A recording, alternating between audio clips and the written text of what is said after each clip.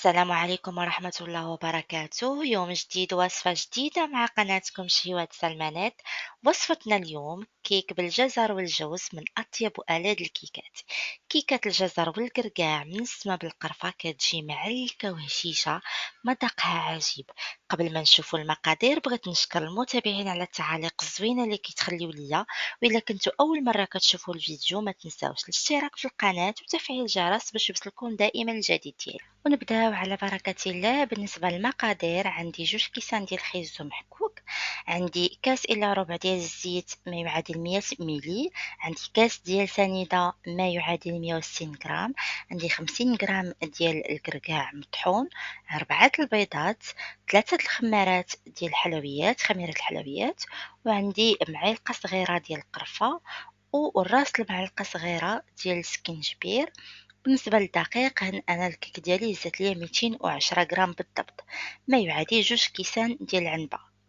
أول حاجة غادي ناخد المول ديالي غندهنو بشوية الزبدة ونرشو بشوية الدقيق. شعلت الفران كيسخن. بالنسبة لطريقة التحضير غادي نخدم 4 البيضات مع الكاس ديال سنيدة مع قبيصة الملح. أنا نظرا لضيق الوقت خدمت بالعجانة، ولكن نتوما تقدروا تخدموا بالضراب الكهربائي، واللي ما توفرش عندها تقدر تخدم بالضراب اليدوي. غير هو خاصك تطلع مزيان داك البيض مع سنيدة. هنا حاولت نصور لكم غير كيفاش خدمت البيض مع السكر مع قبيصة ديال الملحة. خاصو يتخدم مزيان حتى كيولي ليا بحال لاموس. وكنديرو الضراب ديالنا سواء خدمتو بالضراب اليدوي ولا الضراب الكهربائي. خاصكم ديرو بسرعة اللي زعما أقصى سرعة عندكم. ومن بعد كنزيد الزيت تدريجيا، ولكن كنقص من السرعة ديال الضراب ديالي. كنقص من السرعة كنزيد الزيت بشوية بشوية وكنعاود نخدم داك العجين ولا داك الخليط حتى كيولي ليا بحال لاموس. البنات اللي أول مرة كيشاهدوا فيديوهاتي مرحبا بكم في قناتكم شهيوات سلمانات. ما تنساوش الضغط على زر الاشتراك مع تفعيل الجرس باش تشوفوا دائما الجديد.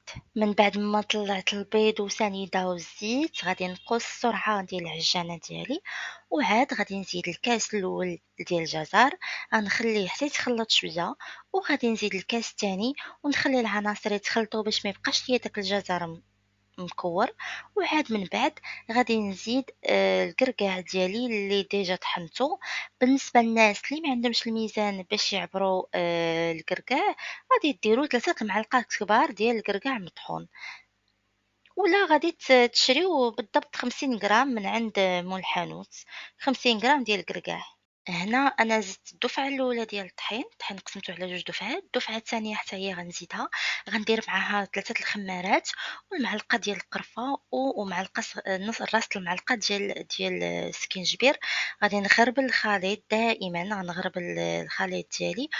وما كملتش بالعجانة، غادي نكمل غير ملعقة الخشبية ولا سباتول باش ما يطيحش ليا العجين ديالي اللي خلطت، ولا لاموس ديالي باش ما طيحش ليا. غادي نكمل غير بالسباتول، غادي نحرك بشويه. انا حاولت ما نسرعش الفيديو باش تشوفوا غير كيفاش كنحرك. ما السباتول ما توفرتش عندي للاسف تهرست ليا. دونك كملت غير بالملعقه الخشبيه. كنخلط من التحت للفوق من التحت للفوق باش كيبقى داك القوام اللي درت في العجانه يبقى محافظ على القوام ديالو. وتجينا الكيكه ما مدقصاش، تجينا الكيكه معلكه ولكن ما مدقصاش. غير واحد الملاحظة، هاد الكيك اللي كيتخدم بالجوز ولا لي كيك اللي كيتخدموا باللوز ولا الكيك اللي كيتخدم بالزبدة راه ما كيجيش طالع بحال الكيك اللي كنخدموا بالزيت ولا الكيك العادي اليومي اللي كنديرو. هذا كيجيش طالع ولكن كيجي معلك. وهذا هو القوام النهائي ديال خليط الكيك ديالنا. راه كيجي ثقيل شويه حيت فيه خيزو ماشي بحال الكيك العادي. غادي ندخلو الفران على درجه حراره 180، الفران اللي مشعول غير من التحت واللي ديجا سخنته من قبل حتى يطيب ليا الكيك ديالي. وعاد غادي نشعلو من الفوق. طريقه الطياب راه بحال الكيك العادي. الكيك ديالي وجد كيف كتشوفوا راه كيجي رطب وهشيش، واخا ما كيجيش طالع حيت كيف قلت لكم من قبل هاد الانواع ديال الكيك اللي كيتخدموا بالمكسرات ما كيجيوش طالعين بزاف. غادي نزينو ببساطه. غناخد الشكلاط غندوبو في حمام مريم، غادي نخفو شويه بالحليب وغادي نرش السطح ديالو، غندير فيه واحد الخطوط في السطح ديال الكيك ديالي، ونزوّق بشوية الكركاع. كيف كنقول لكم دائمًا، أنا راه كنزين بداك الشي اللي متوفر عندي، ما كنحاولش نكلّف راسي. التزيين كيبقى اختياري بداك الشي اللي متوفر عندكم. زيادةً على هذا، أنا شخصيًا هاد لي كيك اللي كيتخدموا بالمكسرات ولا الكيك الغير معتاد، الكيك المعتاد راه هو اللي كنقولوا كيك فاني ولا كيك شوكولا العادي. هاد لي كيك الغير معتادين كنفضّل ناكلهم هكاك، ما نقويش عليهم لي صوص، ما نقويش عليهم لي كريم. كنفضّل نتبنّن المكونات ديالهم. هذا راه مع داك الجزر مع القرفة مع خيزو كيعطيو واحد المذاق رائع. أنا كنصحكم ما تقويوش عليه الشكلاط ولا كريم وهذا من الفوق، حاولوا تاكلوه بالشكل ديالو الطبيعي. وهذا هو الشكل النهائي ديال الكيك ديالي. كيف كتشوفوا شكلًا راه كتجي رائعة، وكنأكد لكم حتى مذاقًا راه كتجي روعة، روعة، كتجي بنينة. واحد الكيك اللي قلت لكم كيف في الأول راها خارجة على الكيك المعتاد اللي كنديرو دائمًا، فيها واحد المذاق رائع. راه اللي ذاقها عندي ما كيعرفش شنو المكونات ديالها. التمازج ديال دوك المكونات اللي فيها كيعطي واحد المذاق رائع. كنتمنى الوصفة ديال اليوم تكون نالت الإعجاب ديالكم. إلا جربتوا هاد الكيك ما تنساوش تخليو لي الآراء ديالكم في التعاليق.